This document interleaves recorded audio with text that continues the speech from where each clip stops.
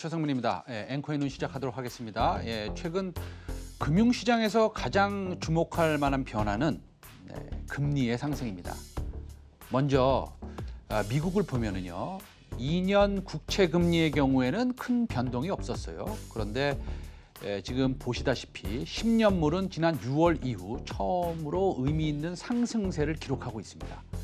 지금 보셨던 것이 미국 10년물 금리입니다. 다시 한번 보여주시면 8월 3일 날 바닥을 찍고 이게 살살 예를 들어서 사자가 먹이를 사냥하듯이 풀 속에 몸을 숨겨서 이렇게 아무도 모르게 올라오듯 움직이는 듯합니다. 중국도 마찬가지입니다.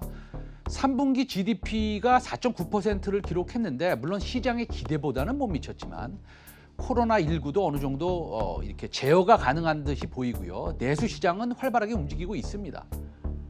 다시 한번 보여주시면요. 지금 보시는 그림은 중국의 10년짜리 채권 금리입니다. 5월 이후로 지속적인 상승세를 기록하고 있습니다. 왜 이런 일이 일어나는 걸까요? 기본적으로 미국의 추가 부양 가능성이 있습니다. 언젠가 될 것이고요.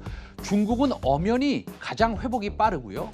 게다가 객관적으로 최근 확인된 제조업 PMI하고 OECD 경기 선행지수가 긍정적이기 때문입니다.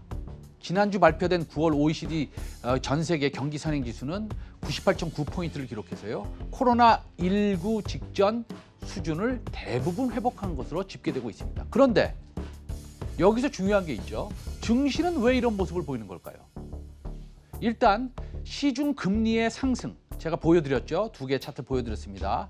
이것은 인플레이션을 대변하는 것이 맞습니다. 우리나라도 버스, 지하철, 공공요금을 인상 얘기도 나오고 있어서 약간의 인플레이션이 일어날 수도 있습니다. 인플레이션은 기대가 되고요. 시중 금리는 살살 올라오고 있고요.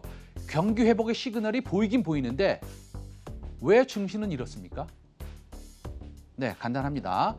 증시는 먼저 움직였고요.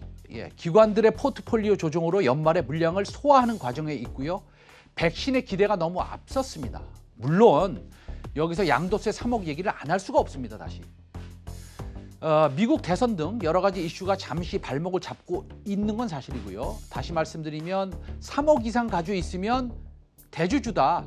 그래서 양도세를 많이 내라 라는 이슈가 있는 것이죠. 객관적인 데이터를 놓고 봤을 때 경기 민감주와 실적주로 주식시장이 이동을 잠시 할 수 있습니다. 그렇다고 성장 섹터, 그린 섹터를 지워버리자는 얘기는 아닙니다. 다만 적절하게 비중을 섞어보자는 겁니다. 앵커의 눈이었습니다. 내일 12시 50분에 다시 찾아뵙겠습니다. 감사합니다.